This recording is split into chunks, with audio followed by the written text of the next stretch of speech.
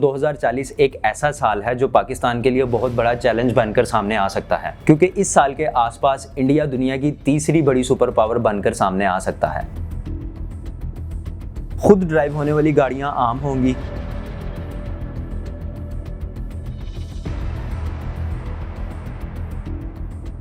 دریائے فرات کے خشک ہو جانے کی بھی پیشن گوئی کی گئی ہے، جو کہ قیامت کی ایک بڑی نشانی ہے۔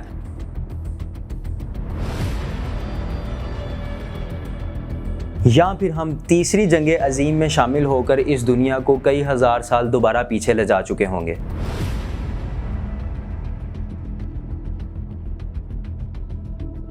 دوستو 2050 تک دنیا میں کیا کچھ ہو چکا ہوگا اور کون کون سی پیشن گوئیاں رونما ہو چکی ہوں گی؟ 2050 تک ہماری دنیا آخر کیسی ہوگی؟ یا پھر سب کچھ ایسے ہی چل رہا ہوگا؟ آئیں شروع کرتے ہیں 2023 سے۔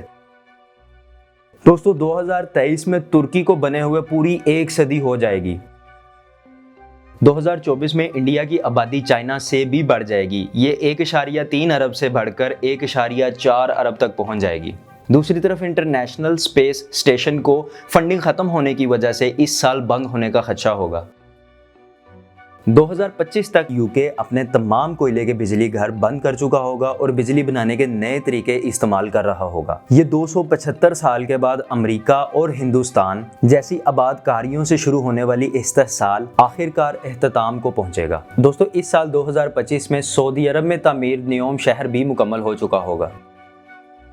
2026 میں بڑھتی سمندری سطح مالدیو جیسے ممالک کے لیے خطرناک ثابت ہوگا۔ 2026 تک اس ملک کا کافی حصہ سمندر کا حصہ بن چکا ہوگا، جس کی وجہ سے اس کے شہریوں کو بھاری نقل مکانی کا سامنا کرنا پڑ سکتا ہے۔ اسی سال 2026 میں ناسا بھی ایک آدمی کو خلا میں بھیجے گا۔ اسی سال ہسپانیہ کی فیملیا سیگریڈا چرچ بھی 144 سال بعد آخرکار مکمل ہو جائے گی۔ دوستو یہ چرچ بھی اپنے آپ میں ایک پوری ویڈیو بنانے کے قابل ہے، تو مجھے کمنٹ سیکشن میں ضرور بتائیے گا اگر آپ اس چرچ کے اوپر بھی ویڈیو دیکھنا چاہیں گے۔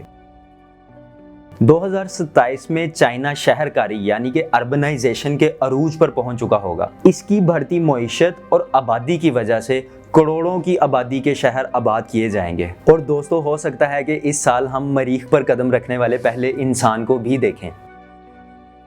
دوستو اس سال چائنا کی ترقی کو ایک اور بوسٹ ملے گا۔ اس سال یہ دنیا کی سب سے بڑی پارٹیکل ایکسلریشن کی تعمیر بیجنگ میں کر چکا ہوگا۔ دوستو یہ بہت ہی دلچسپ چیز ہے، یہ الیکٹرو میگنیٹک فیلڈ کی مدد سے ذرات کو چارج کرتی ہے، جس کے نتیجے میں بجلی کی رفتار کے بہت قریب کی رفتار سے ایک ٹرین چل سکتی ہے۔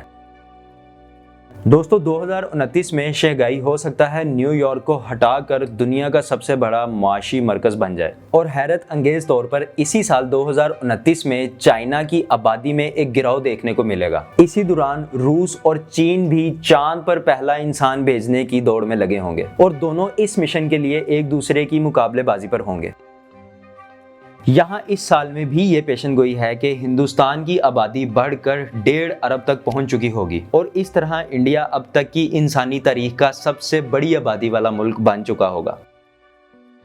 دوستو اس سال جنوبی ایشیا کی معیشت میں کمال کا اضافہ دیکھنے کو ملے گا، اور یہ بھی کہا جاتا ہے دوستو کہ مستقبل جنوبی ایشیا کا ہے۔ یہ نتیجہ ہوگا CPEL جیسے منصوبے، آزاد خارجہ پالیسی اور تیز رفتار ٹرانسپورٹیشن۔ اب دوستو یہ تیز ٹرانسپورٹیشن تو زیادہ تر مشرقی ایشیا میں ہی پائی جائیں گی، لیکن اس کی وجہ سے پاکستان اور باقی ایشیائی ممالک کو بھی فائدہ ہوگا۔ اسپیس ایکس نامی کمپنی اپنا پہلا مال بردار راکٹ مریخ میں بھیجے گی تاکہ مستقبل میں وہاں انسانوں کو بھی اتارا جا سکے۔ دوستو 2033 میں تھائی لینڈ جیسے ممالک بارشوں کی وجہ سے بہت زیادہ متاثر ہوں گے، بالکل اسی طرح جیسے 2022 میں پاکستان متاثر ہوا ہے۔ دوستو 2034 میں بورنیو جنگلات مکمل طور پر صفحہ ہستی سے مٹ جائے گا۔ 2035 میں دنیا کی کل آبادی 9 ارب تک پہنچ جائے گی، اور روس دنیا کو غذائی برآمدات پہنچانے والا دنیا کا سب سے بڑا ملک بن جائے گا۔ دوستو اب چونکہ عالمی جدت کی وجہ سے دنیا میں بہت ساری زمین کاشتکاری کے قابل نہیں رہے گی، اور دوسری طرف روس کے سائبیریا جیسے ممالک میں برف پگھل کر زرخیز زمین میں تبدیل ہو جائے گی، جس کی وجہ سے اس کی زرعی پیداوار میں بے تحاشا اضافہ ہوگا۔ بریک تھرو اسٹار شاٹ منصوبے کے تحت ہم ایک نئے اسٹار سسٹم میں قدم رکھیں گے۔ اس اسٹار سسٹم کا نام ہے الفا سینٹرم اسٹار سسٹم۔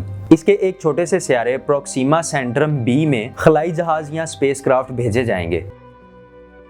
دوستو 2037 میں ایسی سخت گرمی پڑے گی کہ انٹارکٹیکا کی برف بھی پگھلنا شروع ہو جائے گی، اور یہ کسی بہت بڑے طوفان کی پیشن گوئی سے کم نہیں ہے۔ اب دوستو تھوڑا سا جمپ کر کے چلتے ہیں 2040 میں۔ اب دوستو 2040 ایک ایسا سال ہے جو پاکستان کے لیے بہت بڑا چیلنج بن کر سامنے آ سکتا ہے، کیونکہ اس سال کے آس پاس انڈیا دنیا کی تیسری بڑی سپر پاور بن کر سامنے آ سکتا ہے۔ یہ اس کی آبادی کے سمیت اس کے سٹارٹ اپس، اس کی ایجوکیشن، اس کی انٹرپرینیورشپ اور ہزاروں ایسی وجوہات کی بنا پر ممکن ہو سکتا ہے۔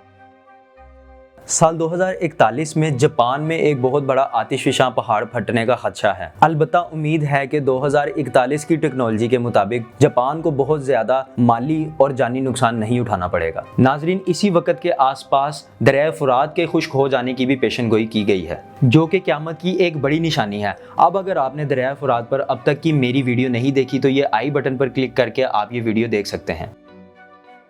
2042 میں دوستو سفید فام نسل، جو مغربی دنیا کا ایک بڑا نسلی گروہ ہے، امریکہ کے اندر ایک اقلیت بن کر رہ جائے گا۔ اب دوستو اس کے پیچھے کی وجوہات بھی بہت دلچسپ ہیں اور اس کے لیے بھی ہم ایک الگ ویڈیو کر سکتے ہیں۔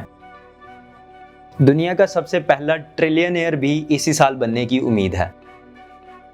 کہا جاتا ہے کہ یہ وہ سال ہو سکتا ہے جس میں مصنوعی ذہانت انسانی ذہانت کو بھی پیچھے چھوڑ جائے۔ ایلون مسک بھی ہمیں اسی خطرے کے بارے میں کئی بار اپنی ویڈیوز میں بتا چکے ہیں۔ I think the danger of AI is much greater than the danger of nuclear warheads by a lot. And nobody would suggest that we allow anyone to just build nuclear warheads if they want.